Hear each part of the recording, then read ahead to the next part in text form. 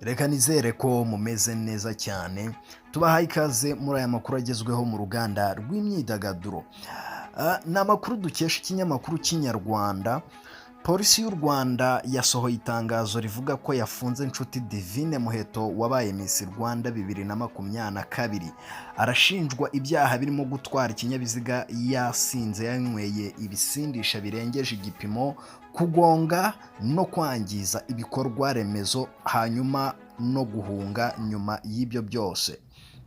Itangazo ryasohotse saa moya z'ijoro n'iminota 44 zo kuri uyu wa kabiri tariki ya 29 Ukwakira 2024, ryaciye igikuba mu bantu bakoresha imbuga nkoranyambaga. Bamwe bibaza impamvu uyu mukobwa yahisemo gutwara imodoka kandi yumva ko yaganjwe n'umusemburo, ariko kandi byari bimaze n'igihe bivugwa kuri internet. Muri iri tangazo Polisi y'u Rwanda yavuze ko Nshuti Divine Muheto nta ruhushya rwo gutwara imodoka afite, kandi ko dosiye ye yashyikirijwe ubushinjacyaha. Ubushinjacyaha bushobora kuregera urukiko akagezwa imbere y'inkiko cyangwa ntibabikore.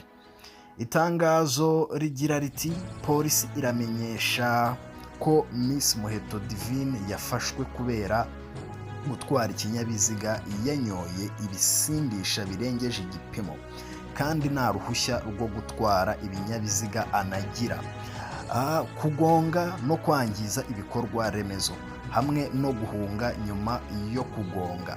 Ibi ntabwo ari ubwa mbere yarabikoze.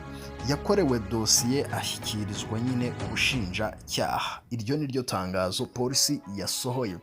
Muheto w'imyaka 21 y'amavuko yavuzwe cyane mu itangazamakuru nyuma y'uko muri 2022 ahigitse abakobwa bagenzi be, yegukana ikamba rya Miss Rwanda 2022 mu birori byabereye mu Intare Conference Arena. Iri rushanwa ariko yegukanye ryaje guhagarikwa na guverinoma kubera ibyaha by'ihohotera rishingiye ku gitsina byashinjwe abariteguraga. Kuva icyo gihe kugeza n'uyu munsi, benshi mu bantu bibaza niba iri rushanwa rizongera kuba mu Rwanda. Hari amakuru yagiye ajya hanze avuga ko hatangiye gutegurwa uburyo iri rushanwa rizanozwa mu rwego rwo gufasha abakobwa baryitabiraga kudahura n'ihohoterwa iryo ari ryo ryose.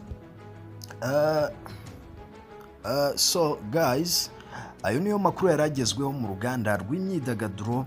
Tubashimiye ko mudukurikirana muri benshi, tubashimiye ko mubana natwe umunsi ku munsi mu biganiro dukora.